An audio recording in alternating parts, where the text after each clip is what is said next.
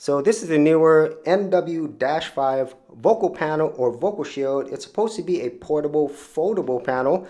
So let's go ahead and open this up and see what we have inside. Alright, so here we have some instructions, and here they call it the reflection screen. So, okay, let's go ahead and take this out.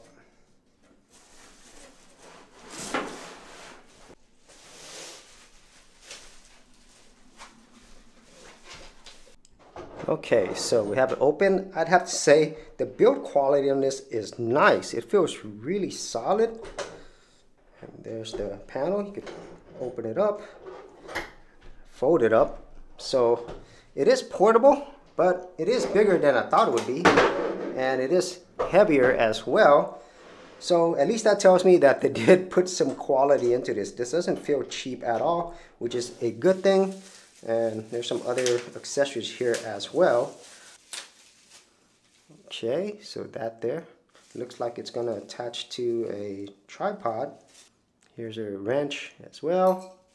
And here's a bar or slider, I guess. So gives you everything you need. And the instructions will definitely help here as well if you never set this up before. So that is it outside of the box. Very simple, and you know, I'm really happy that the quality on here is better than I thought. So to go along with the panel, I also got this stand that's made to work with this as well. So let's go ahead and open this up.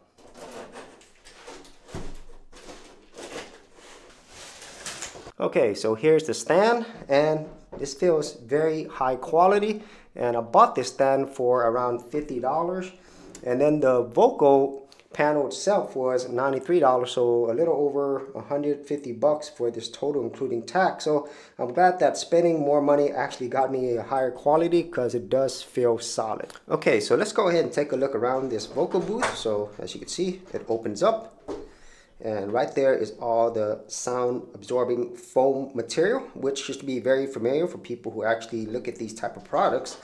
And then if you look at the bottom, there are basically these stands that you could actually unscrew if you wanted to, and also tighten them as well. But then this one's important, because this one, whenever you unscrew this portion down here, you're able to connect it to a compatible tripod like the one I purchased, and I'll show you that a little bit later. And then whenever you close this, you could actually tighten this as well. So let me show you. There are some options right here. You could tighten this or loosen it. And so this comes in handy if you want to keep things from moving, or if you want things a little bit loose. So that's how you do that there. And then on the back, there are some additional items right here. So what it looks like this allows you to do is to actually put another tripod in the back. So all you would do is loosen this right here. Then you can move things around. And then it also comes with this right here, this wrench, which allows you to loosen or tighten this. And so that's what it looks like here. It allows you different mounting options basically. So if you're able to put some type of tripod or pole there, that will work. And so that's what that's there for. And then the other accessories that comes with it, you know, this one right here, and also this. I'll show you how this works with your actual microphone, because that's really what it's used for. And then there's also some washers as well that goes along with this, and basically whenever you put this on, and you'll see it later, you can unscrew this right here.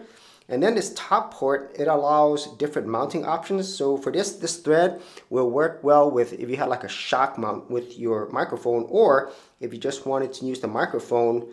This one right here is a standard thread, which is nice, so you could actually put your microphone on top of this. And so that's just like a quick view of this particular vocal panel, vocal booth. And as I stated earlier, I think this is really built well, you know, and it's also very functional. Okay, so now I'm going to show you how this sounds whenever you have the vocal shield on a table along with your microphone.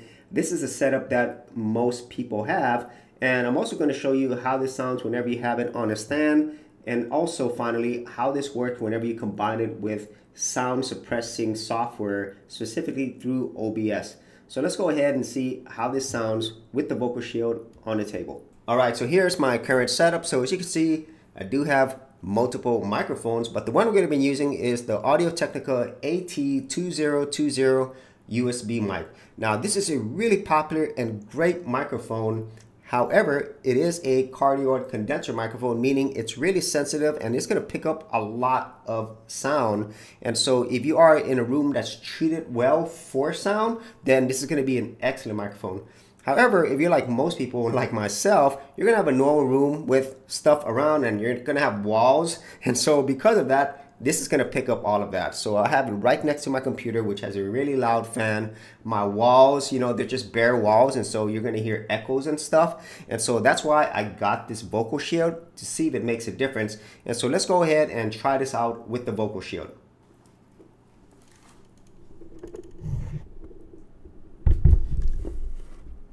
Okay, so as you can see, there is the vocal shield and my microphone's right there in the middle, and you could actually adjust this.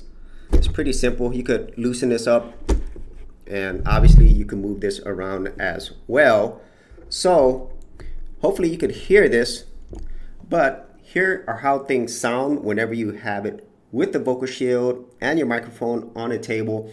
And another thing I want to mention is, if you do have this microphone on a table, as most people do, whatever sounds that you have with your mouse or you're moving things around, this is going to pick it up. So that's why I did get a stand, and then I'm going to show you how this sounds with the stand. But this is how it sounds with the vocal shield. So you tell me whether or not there is a difference. Now let's go ahead and put our vocal shield on our stand. But before I do that, let me go over a few things. So this is what came with the vocal shield. So you have the washers or gaskets. You have this portion right here, which is where your microphone goes. And then you have the base of it. And then you have this part that actually goes right here on your stand. And the thing is, there's supposed to be some washers or gaskets right here as well, but I either couldn't find the box or I lost it. But anyways, it's going to be okay, because this is going to be the most important part. So in general, it's going to work like this. You're going to put this right here. Your washers or gaskets are actually going to go on top, and then you just screw this in, and then you can actually adjust where it goes. And another really important thing is, for where your microphone goes, you'll notice that there is a thread up here. And the thing is, this is supposed to work on different types of microphones. So for example, if your microphone doesn't fit this thread, you just remove this, and then there's actually a smaller thread below it, as you can see right there, which is what I'm going to use. This fits my microphone. So let's go ahead and put on the vocal shield first, and then we're going to put this portion right here with our microphone. Now the vocal shield itself, it does have these different base, you know, there's like 3 different feet right here, but this is the one we want. All you have to do is just loosen this portion up, and then what you'll notice is there's a hole right there, and all you have to do is just place this on top. So you want to make sure this is there first. You place this on top, and then you just screw it in. That's all you have to do. So we'll go ahead and tighten this up. So now I could finally put on my microphone, and the first thing you want to do is obviously unplug your microphone if you already have it plugged in. And then this is the portion I want to remove. So this is what comes with my microphone. So this is actually the stands, so then I could actually set it on the table. And we'll go ahead and take this off. And this portion is the portion I'm going to thread into that pole that I showed you a little bit earlier. So let's go ahead and install this. Okay, so here we have this part. There's the washers. I'm going to put this in first right here, and then the base is right here. I'm going to go ahead and screw the base in. And like I said, you can adjust this as you want, but I want the microphone to be as close to me as possible. So that's that part right there. And remember, you can use this thread if you want, depending upon your microphone, but at least for me, this is too large, so I'm going to use this thread right here. So now let's go ahead and put my microphone on top of this. So here's my microphone, and I'm going to thread it in right here. So we'll go ahead and take that. All right, so my microphone is screwed in there. And then the final part is I'll go ahead and plug in my USB, and then I can adjust this. Okay, so now we have our entire vocal shield set up along with the stand and mic. So let's go ahead and see how this sounds. Finally, everything is set up. So as you can see, there is the vocal shield, my microphone on top of the stand. So the first thing I want to ask you is, can you tell a difference with this setup versus the previous setup where we had everything on the table. Now, at least for me, after having heard the difference between these two, I can definitely say it is better with this setup versus having everything on the table. But a lot of this does depend on your room environment. So let me go ahead and go over to the computer, and I'm going to show you the last way that you could actually reduce your background noise if in case this isn't enough. Okay, so now we're on my computer, so let me show you my setup. So we go down here to mic aux, and then I choose the gear icon, go to properties. You see that I am using the Audio-Technica microphone. And this is where if you're still getting background noise, even with this vocal shield and stand, well, there are other options you can use to suppress the background noise or filter this out using software built into OBS. So we go back to our mic aux, choose this gear icon, and then go to filters. You'll notice that I already have 3 different audio filters, and they're currently off right now, but you can add more audio filters. And if you did want to see more detailed video on this, I did do an OBS tutorial. I'll leave that in the description area below. But for me, I really just use noise suppression. So let me go ahead and turn that on. So now we have noise suppression on. And from my experience, this works really, really well. And I would say for most people, you should probably try this approach first. Get OBS, it's free, and then go to the audio filters, choose noise suppression, and if it sounds good enough for you, then I really don't feel that you should get a vocal shield. And so this is how it sounds with the vocal shield along with the audio filters, specifically noise suppression in OBS. So you let me know how this sounds. So that is my review on the Neewer NW-5 vocal / isolation shield along with a stand. And even though it does improve the overall sound quality, I don't think for most general users it's worth spending $100+ on this combo, which I think works the best.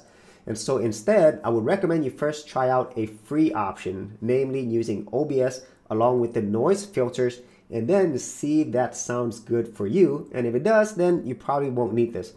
But if you are a professional, you're a vocal artist, or you have room that's treated well for sound, then this might be a good option. And then for those people, if you wanted to get this and you wanted to support my channel, I will leave affiliate links in the description area below.